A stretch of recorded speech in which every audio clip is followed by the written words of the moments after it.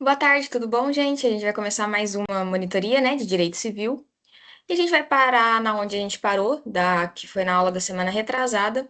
E eu quero começar me desculpando com vocês que semana passada eu não consegui, eu tive um imprevisto e eu não consegui dar a monitoria, mas não atrapalhou a gente em relação de conteúdo, porque vocês tiveram a prova, né? E por causa da prova, o professor não teve matéria, então, tipo assim, a gente tá, assim, conseguindo andar junto com o professor. Eu vou terminar aqui agora esse primeiro slide do Chapon, que eu vou agora. A gente vai revisar a revelia, né? Que é uma parte importante, a gente vai minuciar mais a revelia, quais são seus efeitos, os artigos da revelia e tudo mais. E seguimos finalizando esses primeiros slides, né? De processo civil, que termina aqui na fase decisória. Aí depois eu tava dando uma olhada nos slides. Aí depois tem outros conteúdos que a gente vai também trabalhando, que é teoria geral das provas e tudo mais. Mas hoje é bem tranquilinho, acho que uma meia hora, 40 minutinhos a gente consegue finalizar tudo, sem nenhum problema. Qualquer dúvida que vocês tiverem, estando assistindo a essa monitoria, ou tendo durante a aula, quiser perguntar para mim, meu WhatsApp tá aberto, vocês têm meu WhatsApp lá, vocês podem mandar pergunta, eu não ligo de responder, tá bom? Então vamos começar.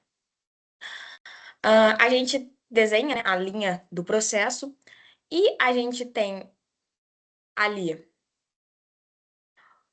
o processo civil. A gente começa com a petição inicial. Depois da petição inicial, o que a gente tem é a contestação. Teve a contestação, o processo segue a linha normal dele, mas caso não haja contestação, a gente tem os efeitos da revelia, que a revelia nada mais é do que o réu, ele foi citado dentro do processo, ele foi chamado, ou seja, ele tem conhecimento do processo e não responde a esse processo, ele não contesta os argumentos do autor que foi trazido na petição inicial. A revelia, ela está definida no artigo 344 e os seguintes do CPC, e ela nada mais é um ato jurídico de quando o réu ele é citado, devidamente citado, e passa-se o prazo para ele apresentar a contestação, que na maioria das vezes são 15 dias. Lembrando que a gente tem algumas exceções, principalmente para entes públicos, que esse tempo ele é dobrado. Entes públicos como a Fazenda do Estado de São Paulo, a União, esse tempo é dobrado e eles têm 30 dias para poder apresentar contestação. Demais outras pessoas, 15 dias normal, o padrão, né? É o 15 dias normalmente é o tempo padrão que se tem dentro do Código de Processo Civil. E quando o réu ele não contesta, quando ele não vai ali, quando ele não fala, quando ele não contesta os argumentos do autor, ele tem os seus efeitos, porque um dos principais efeitos é a presunção da veracidade. Ou seja, vai se presumir que, como não tem ninguém contestando, não tem ninguém falando que aquilo não é o verdadeiro, vai se presumir que aqueles fatos são verdadeiros e que o autor ali tem toda a razão perante aquele processo. Algumas outras, mas algumas outras efeitos da revelia podem acontecer também, mas sempre tem que lembrar que, apesar disso, a gente tem que ponderar tudo. Mesmo que esteja a presunção da veracidade, nem tudo pode ser considerado. Vai depender ali do que a gente tem nos autos das provas. Se o autor juntou prova, se não juntou, se tem documento, se não tem. Lembrando que o pedido não pode ser um ato ilícito. Então, nenhum ato ilícito seria se presumido verdade. Mas essa é o principal efeito da revelia, essa presunção de veracidade. Eu deixei aqui aberto o CPC para a gente poder dar uma olhada, né?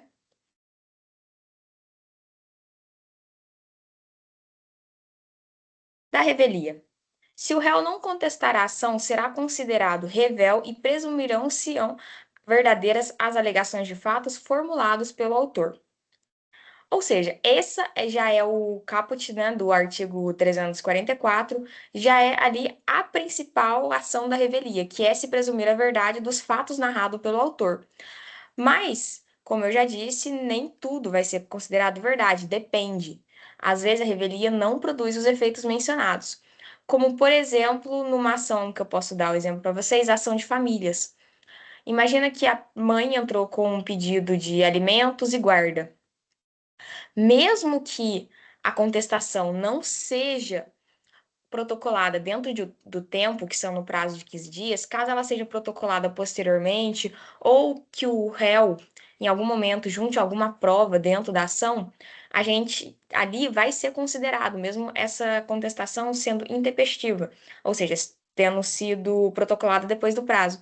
Porque quando a gente fala de direito de família, a gente está falando de direito pessoal, a gente está falando de direito que não são disponíveis.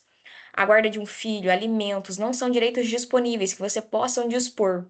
A revelia em si, ela vai ter todos os seus efeitos, de acordo com o artigo 344, quando a gente estiver falando sempre de direitos materiais, de direitos disponíveis. Quando esses direitos não são disponíveis, eles ainda podem ser contestados, ainda podem ser discutidos, tem que tomar cuidado com isso. A depender da matéria do processo, a gente tem que a revelia não vai ter todos os seus efeitos ali.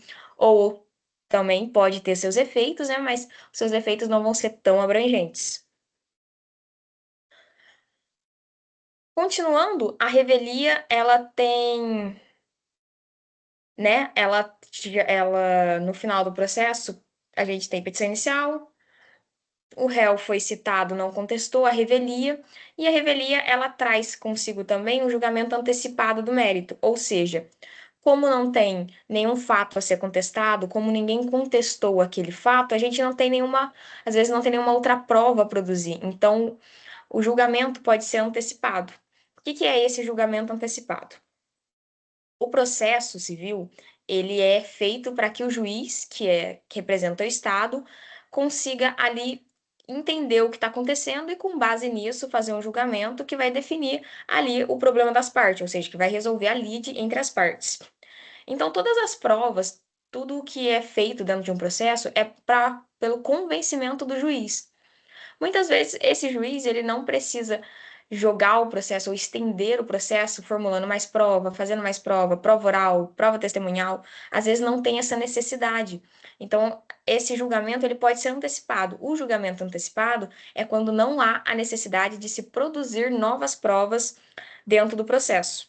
Então, a gente tem petição inicial, aqui a gente está tratando da revelia, então a gente teve a citação, a revelia, e graças à revelia, provavelmente ela pode antecipar esse mérito. Não há se necessidade do juiz abrir essa fase de poder se fazer novas provas, que é a fase de produção de provas. Então, adianta-se, já pode se julgar o processo, já pode se julgar a lide com base nos fatos narrados que a gente tem da petição inicial e com as provas que o autor trouxe. Mas, como eu estava dizendo, a revelia, ela não se. Em alguns casos, a gente tem a eficácia ou a não eficácia dela, ou seja, exceções à sua veracidade. Quando, por exemplo, no caso de litisconsórcio passivo, que é quando a gente tem mais de um réu no processo. Quando a gente tem dois réus no processo. Se um dos réus não contestar a ação, isso não vai prejudicar o outro réu. Um dos réus não. Tipo assim, a gente tem. Houve um acidente de trânsito e mais de uma pessoa ali pode ser culpada. Então, você fez uma ação e chamou duas pessoas nessa ação. Imagina que um não contesta. Esse um não contestar não vai prejudicar o outro. Quando a lei versa sobre direitos indisponíveis, quando eu falei para vocês, que é, por exemplo, no caso do direito de família, mesmo no direito de família, quando se tem ali a revelia, essa revelia ou os efeitos dela não vão ser abrangentes, ou seja, não vão abranger tudo, ou ainda vai ter que se ponderar, porque direitos indisponíveis, como alimentos, a guarda, sempre vai poder ser discutido, porque tem essa necessidade, como eles são indisponíveis, ninguém pode dispor deles. Se a petição inicial não tiver acompanhada dos documentos certos, imagina que a gente tratando de um documento que se fale. O autor, ele alugava uma casa para o réu e o réu não pagou o aluguel, ele quer receber esse aluguel e entra com uma ação para isso. Mas ele não anexa na petição inicial o contrato de locação, ele não anexa ali esse contrato, ele não anexa provas. Então, se essa petição inicial não tem essas provas, não é acompanhado dessas provas, a revelia também ela pode ter essa exceção da sua presunção de veracidade. Porque se não tem nenhum documento que consiga comprovar, as meras alegações do autor não vão comprovar tudo ali. É preciso, sim, na petição inicial, ter todos os documentos, mesmo que esteja revelia, pode o processo ser julgado improcedente por essa falta de documentação. As alegações de fato sejam inverossímeis, ou seja, sejam absurdas. Se na petição inicial você pediu uma coisa ou alegou uma coisa que está fora da lei, ou que é uma coisa que seja de um absurdo que, independente da outra pessoa contestar ou não, já dá para se presumir que aquilo é improcedente. Ou mesmo o réu estando revel, ele ainda pode também se defender, por exemplo. Imagina que esteja o caso de uma petição inicial buscando danos materiais em razão de uma lesão corporal. Acontece, tem-se a petição inicial, passou-se o tempo para contestação, o réu não contesta o caso, só que na hora de produzir provas, o juiz pergunta, né, porque é obrigatório o juiz perguntar se as partes querem ou não produzir provas. O juiz ele defere se vai ou não produzir, mas as partes têm todo o direito de pedir a qualquer momento do processo que se seja realizada uma determinada prova que eles acham relevante para que solucione aquele caso. Aí o réu, mesmo não tendo contestado, pede uma prova pericial, alegando, pede uma prova pericial para provar que o autor não sofreu nenhuma lesão. E dentro dessa prova pericial, a prova é deferida, acontece a prova e se prova mesmo que o autor não teve nenhuma lesão. Ou seja, se ele pediu danos materiais por uma lesão corporal, só que essa lesão não acontece, independente do réu não ter contestado, essa exceção de veracidade acontece. Porque ali no processo, ali a prova é o mais importante. A prova é um objeto concreto. A meras alegações das partes não provam nada. É preciso se concretizar essas alegações. E essas alegações se concretizam por meio das provas. Um exemplo que eu tinha dado na semana retrasada é em questão de INSS, auxílio acidente, principalmente. Quando a pessoa entra com um processo de pedindo auxílio acidente, já é automático, já é um padrão desses processos ter-se que se realizar uma prova pericial para se comprovar se a pessoa teve mesmo um lesionamento por causa desse acidente, por causa disso precisa da pensão do INSS, ou seja, desse auxílio, e qual foi a porcentagem que, por exemplo, que a pessoa perdeu o movimento, ou que essa lesão causou na pessoa? Porque muitas vezes é um ferimento, uma lesão que causa alguma perda de movimento. A maioria é sobre isso. Aí tem que se comprovar normalmente qual que é a porcentagem disso, porque isso reflete no valor que vai ser pago desse auxílio acidente, tem tudo isso. São umas coisas específicas desse processo. Mas o importante aqui é que, nesse tipo de processo, sempre vai ter prova pericial. Então, independente do INSS ter ou não contestado, a prova pericial é que vai convencer o juiz do que está acontecendo ali. Porque caso a perícia comprove mesmo que houve ou não houve a lesão, é isso que define o julgamento do processo. Se houve a lesão, obviamente, mesmo a pessoa, mesmo o INSS tendo contestado, a prova está ali, ela é concreta. Então, se provou que teve a lesão, a pessoa tem direito ao auxílio acidente. O INSS não contestou, ele teve ali o tempo, deixou passar, não contestou. Ele é revel. Só que a prova pericial aconteceu, porque já é padrão, mesmo não sendo pedido pelas partes, é um padrão desse tipo processual. E a perícia comprovou que não houve nenhuma lesão. Então, claramente será improcedente essa ação. Então, esses são os casos em que a revelia ela tem essa exceção da sua presunção de veracidade.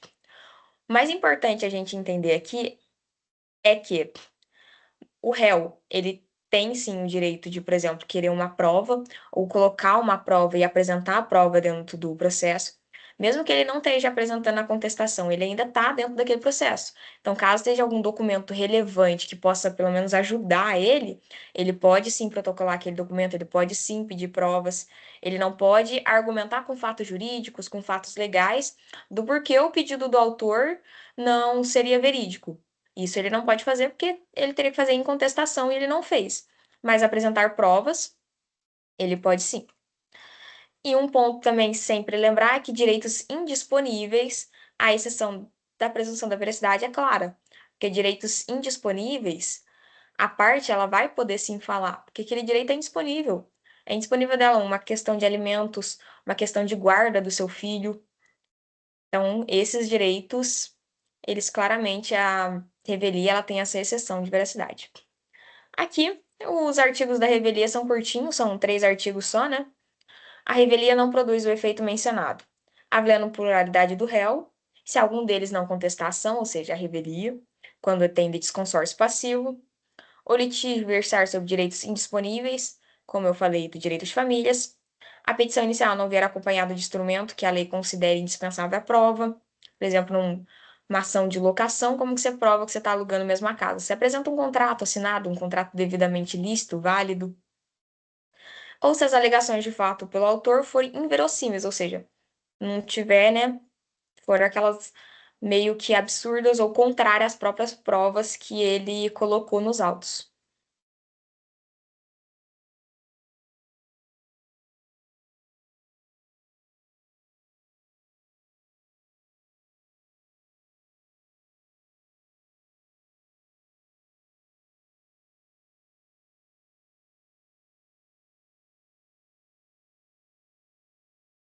Bem, agora a gente vai chegando no final da linha processual. E aqui, essa última parte aqui vai ser mais ou menos como a gente vê por cima. A gente não vai minuciar, assim, todas essas partes, porque ainda falta a teoria geral das provas, faltam vários pedacinhos do processo civil que a gente vai encaixando nessa linha. Então, o que a gente fez até agora foi a petição inicial, contestação, caso não há contestação, a revelia, e a gente continua aqui. Julgamento conforme o estado do processo e o saneamento. A fase de saneamento é a fase que se organiza o processo, ou seja, é aquela etapa destinada a ver se está tudo certo. Se teve provas, se o processo teve tudo o que precisou, ou seja, qualquer erro, qualquer vício dentro do processo, é nessa fase que vai ser consertada. Se uma parte não apresentou procuração, é aqui que o juiz pede e intima a parte a apresentar procuração. Se faltou um documento necessário na petição inicial e passou batido lá no começo, é aqui que o juiz pede para que seja consertado. Se necessita de fazer alguma alteração em alguma coisa, se tem que chamar alguém no processo, se tem que fazer o chamamento de alguma outra parte no processo, por exemplo, era um processo que se necessita de litisconsórcio, nenhuma das partes falou nada, só que é um litisconsórcio obrigatório, então precisa-se ter a outra pessoa aqui, é nesse momento. É literalmente olhar para tudo que a gente fez até agora, ver a petição, ver a contestação, ver a revelia se teve, ver a audiência de conciliação e mediação, como que aconteceu, ver tudo isso e começar a organizar, para que o processo ele consiga caminhar agora para a fase decisória. É nessa fase também que a gente pode ou seguir ou parar aqui e já ter a sentença. Normalmente, em alguns processos, é muito comum a gente já ter o julgamento antecipado.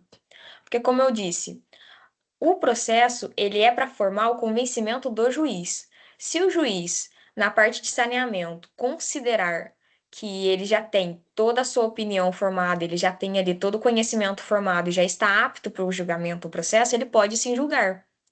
Porque todas as partes, todos os princípios processuais já foram respeitados. A gente teve a petição inicial, teve o tempo e o prazo para contestação, a parte ré foi citada, se olhou se precisa ou não de um litisconsórcio, teve litisconsórcio obrigatório ou não. Então, tudo isso já aconteceu. O contraditório e a ampla defesa já aconteceu. O chamamento que é a petição inicial, né, que se faz ali, já aconteceu. Então, tem ali todos os requisitos necessários para a gente poder fazer esse julgamento. Então, pode ter esse julgamento antecipado. Em um casos muito comum que se faz é quando a pessoa contesta, por exemplo, contrato bancário. Contrato bancário que a parte alega que nunca contratou, ou seja, principalmente contrato é online hoje em dia, que se faz, né, através do celular, por assinatura digital. É muito comum as partes entrarem com processos contra o banco e falar que nunca fez aquele contrato de empréstimo, que ela nunca quis aquilo. Só que aí o banco vem na contestação e apresenta os documentos, que é completamente válido, né? Fazer assinatura eletrônica, foto, selfie, então tudo isso tem a validade de um contrato. Aí, tudo que se necessita tá ali. A parte falou que ela não contratou, o banco apresentou a prova que contratou, não precisa ficar dilatando esse processo, ou seja, não precisa de mais provas. Qual seria a necessidade de uma prova testemunhal em uma questão que é simplesmente contratual? Houve ou não um contrato, o contrato é válido ou não? O contrato tá ali, o banco apresentou, viu que é válido, tem todos os requisitos de validade para um contrato, então pronto, já pode se fazer o julgamento. A mesma coisa se fosse ao contrário. A parte fala que não teve a contratação. O banco fala que teve, só que o banco também, ele não apresenta o contrato. E nesses casos, como seria um direito de consumidor, e a parte. Eu sei que vocês não tiveram direito do consumidor ainda, eu não tive, mas em processo de direito consumidor, a gente tem troca ali, meio que quem deve apresentar alguma coisa. A parte que é normalmente o banco, que é a parte mais poderosa dentro do processo, é ele que tem que apresentar ali o contrato. Então, se ele não apresentou o contrato, não provou que teve a contratação correta. Ou em um caso, por exemplo, da locação que eu falei para vocês, a parte fala que não, ela alugou e a outra não pagou, só que a parte contesta e apresenta todos os recibos de pagamento. Então já tem ali todos os documentos necessários para se fazer esse julgamento antecipado. Os objetivos do saneamento, eu coloquei aqui para vocês, é identificar e corrigir irregularidades, delimitar as questões de fato sobre as quais recairá as provas e as questões relevantes e estabelecer a distribuição do ônus da prova. Ou seja, o ônus da prova cabe a quem provar. No processo, teoria geral dos processos, vocês aprenderam que quem o autor é o que normalmente tem o ônus da prova, ou seja, se ele está acusando, ele tem que provar. Se eu estou acusando que a outra parte não pagou alguma coisa, se eu estou acusando que a outra parte é culpada de tal acidente, de me causar dano, de me causar alguma coisa, é eu que tenho que provar. Só que nem sempre é assim.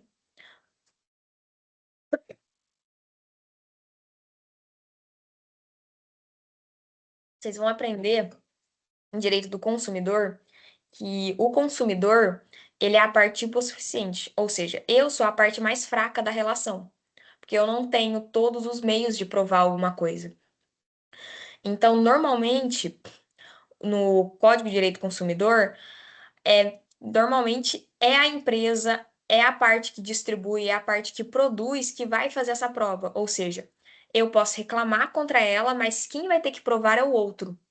Porque o outro é a parte mais forte, ela é a parte da relação mais forte. Eu, como consumidor, sou mais fraco. Então é isso que é o ônus da prova. Quem que vai ter que provar? Se é o autor que vai ter que provar alguma coisa, se é o réu que vai ter que provar alguma coisa, isso já fica delimitado aqui na fase de saneamento. Esse daqui, delimitar questões sobre as quais recairá as questões relevantes. Ou seja, o que que aqui vai definir o julgamento da lide? O que que define esse caso? O que que define esse problema? Eu estava usando um exemplo de contrato bancário. Por exemplo, a parte ela fala que ela não contratou um empréstimo. Aí o banco fala que teve um empréstimo, sim, contratou. Qual que é ali a questão de fato? A questão de fato é: contratou ou não contratou? Se contratou, aquele contrato é válido. São dois pontos, dois caminhos que a gente segue, e esses dois caminhos que vão definir o que é ou o que não é, qual vai ser o julgamento, se vai ser procedente ou se vai ser improcedente. Ou num caso também, por exemplo, que a parte ela reclama, fala que ela nunca contratou aquele contrato bancário, o banco fala que contratou e apresenta o contrato. Só que em réplica, a parte ela fala que não, que aquela assinatura não é dela, que aquela assinatura é falsa. A gente precisa provar alguma coisa. O que que tem que provar aqui? O contrato tá ali. Então, tem um contrato, tem que provar agora se esse contrato é válido. Então, é aqui que a gente vai delimitar qual que é a questão que vai definir a lide, qual que é a questão que vai definir o julgamento daquele processo. Já é nessa fase processual que a gente faz isso também.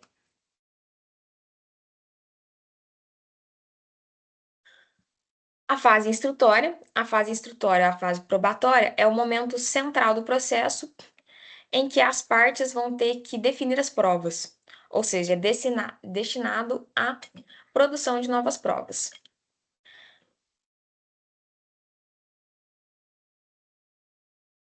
Como o próprio nome já diz, a fase que vai instruir alguma coisa. Ou seja, passou a fase saneadora, o processo está organizado, se vê qual é a necessidade de se ter novas provas.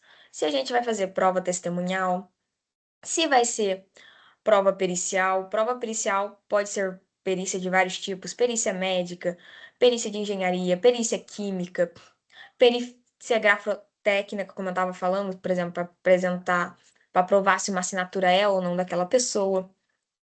Então, é aqui que vai delimitar. Quem define qual prova vai ser necessária ou não é o juiz. Qualquer uma das partes pode pedir, as duas partes vão ter um momento ali para pedir. Também, dentro do processo, são 15 dias.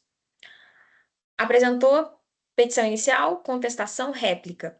O juiz normalmente defere 15 dias para as partes apresentarem quais provas eles pretendem produzir.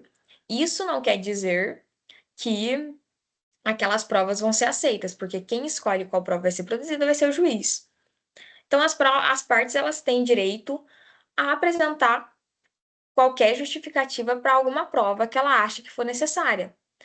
Mas lembrando que aqui se tem um ponto importante.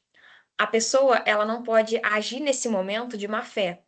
Ou seja, ela quer pedir algum tipo de prova só para poder aumentar o tempo do processo, ou seja, só para poder atrasar o processo. Ah, vou pedir uma prova testemunhal, só que eu sei que não vai adiantar nada, só que eu estou fazendo isso apenas para poder demorar mais o julgamento do processo. Isso não pode, isso é agir de má fé. Você tem que apresentar e pedir aquelas provas que são pertinentes para o julgamento. Tem que ser pertinente para a lide. Se for num caso de um acidente, prova testemunhal, você tem que provar por que que você quer aquela prova testemunhal. Ah, tal pessoa viu tal acidente, então é importante para entender que, tipo assim, não fui eu que tava errado ali, não fui eu que virei no lugar errado, tem alguém para olhar, teve uma testemunha ali, então isso é importante. Numa prova pericial, não, tem que provar ali que eu tive uma lesão, que isso aconteceu. Então, tem que ter essa necessidade de justificar por que você quer aquela prova, por que que aquela prova é importante para se chegar ao julgamento do processo, o que que isso vai adiantar, o que que isso vai ser bom. Não pode ser uma prova meramente jogar, só pedir uma prova por pedir. Não, não pode ser isso, tem que ser uma prova justificada.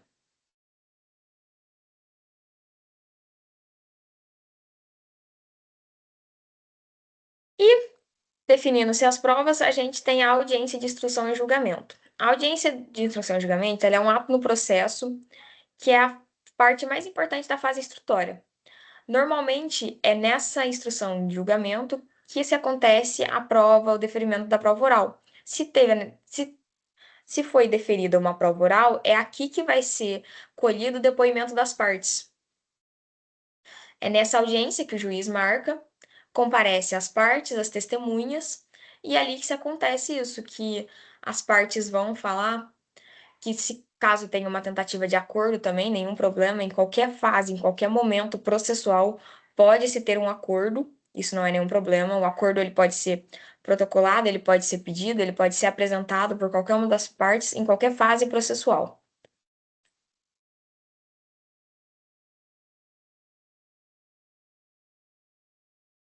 A audiência de instrução e julgamento, ela vai colher essa oitiva das testemunhas. O juiz, ele pode dar a sentença ali naquela audiência de instrução e julgamento, mas muito difícil hoje em dia. Normalmente o juiz ele pede um prazo, né? Ele só colhe normalmente o depoimento das testemunhas mesmos, ou o depoimento pessoal do réu, o depoimento pessoal do autor também. E normalmente é isso. E ele dá um prazo mais ou menos de 30 dias para poder ter a sentença. Uma coisa importante que dentro dessa instrução e julgamento, ela é normalmente a fase que encerra o processo também, mas nenhum problema se venha-se, mesmo depois dessa instrução, venha-se perceber a necessidade de uma outra prova, dilatar mais um pouco o tempo do processo e fazer-se outra prova, não tem nenhum problema. Até porque, mesmo com as provas, as partes ainda podem, algumas provas, as partes ainda podem contestar ela, ou seja, contestar a veracidade, concordar ou não concordar.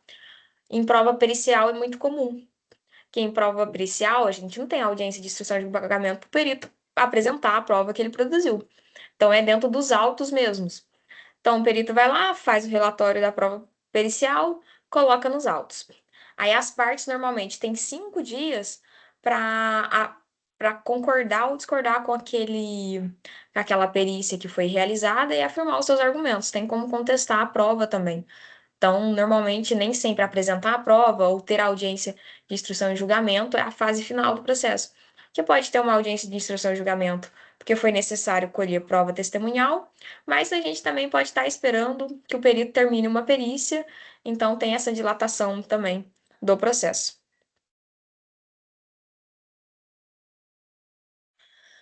A audiência de instrução e julgamento, ele é marcada para as duas partes, ou seja, parte autora com o advogado, parte réu com seu advogado também devem comparecer, junto também das testemunhas. A ausência, ela tem algumas consequências, né? A ausência da parte que vai depor, a ausência de testemunha, pode gerar alguma penalidade. O advogado gera, o advogado, ele pode, né, ali perder, ou você pode perder o direito de contestar, de falar, de apresentar testemunha dentro daquela audiência, ou se a testemunha não comparecer, o juiz pode não deferir outro prazo para ela comparecer. Tem todas essas implicações de ausência. Mas é principalmente para a parte, né, para as partes, que tentar nunca faltar, ou se faltar, ter uma justificativa. Nessas audiências, às vezes elas podem atrasar, tem uma tolerância de atraso de 15 minutos. E caso o juiz seja aquele que atrase, né, para o juiz não tem nenhuma consequência essa falta, essa ausência na audiência, mas caso atrase demais a audiência por causa do juiz, o advogado tem direito a fazer um pedido, né, um pedidinho para colocar dentro do processo e pedir por um outro prazo de um outro prazo para audiência, ou seja, um outro dia para audiência, por causa disso, desse atraso em excesso. Muitas vezes acontece.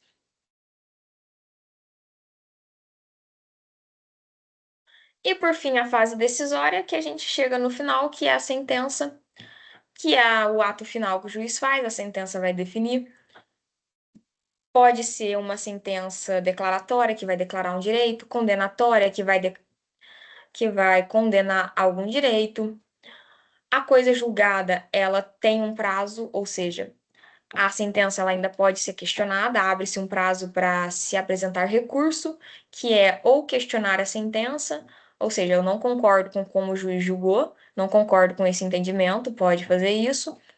Ou também, o juiz esqueceu de falar algum ponto. Eu fiz um pedido, ele esqueceu de falar, por que que ele rejeitou esse pedido? A sentença, mais para frente a gente vai ver, vai estar toda ela ali separada, todos os promenores da sentença. A sentença ela tem que ser muito bem definida, ela tem que ser muito bem narrada. Ou seja, ela tem que ser muito bem especificada. O juiz deu isso por causa disso, isso aqui não foi escolhido por tantas razões. Tem que ser muito bem justificada. E mais para frente também a gente vai ver a ação rescisória, que é um instrumento para a gente voltar para a mesma coisa julgada, ou seja, um dos princípios do processo civil é que a coisa, uma vez julgada, a gente não pode retornar a julgar ela, né? Mas a ação rescisória a gente pode voltar a discutir ela em alguns casos específicos, mas a gente volta a fazer isso, volta a ver isso em uma ação rescisória, que é uma parte bem específica, então precisa de mais tempo para a gente poder trabalhar isso e é bem mais para frente. E a gente termina por aqui hoje. Foi uma Era bem rápido mesmo, eu sabia que essa parte era bem rápido, porque o que a gente tinha mesmo para falar era sobre a revelia, que eu tinha que voltar nesses tópicos mais minuciosos da revelia. E aqui, como eu falei no começo, da fase instrutória até a fase decisória, era só para a gente conseguir ver ali por cima como que é, porque depois vai ter ali na matéria do professor, que eu estava vendo os slides, ele vai separando, ele vai explicando tópico a tópico muito mais bem detalhado, e eu estou seguindo a mesma lógica que o professor segue em sala de aula para poder ser mais uma revisão para vocês, não é uma aula, é só uma revisão para vocês poderem ver revisar o conteúdo. Então é isso por hoje.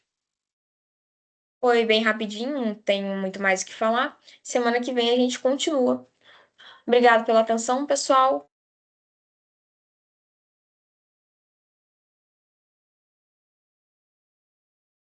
Boa, bons estudos para vocês. Qualquer coisa que vocês precisarem, é só me mandar mensagem que eu não ligo ou respondo, tá bom, gente?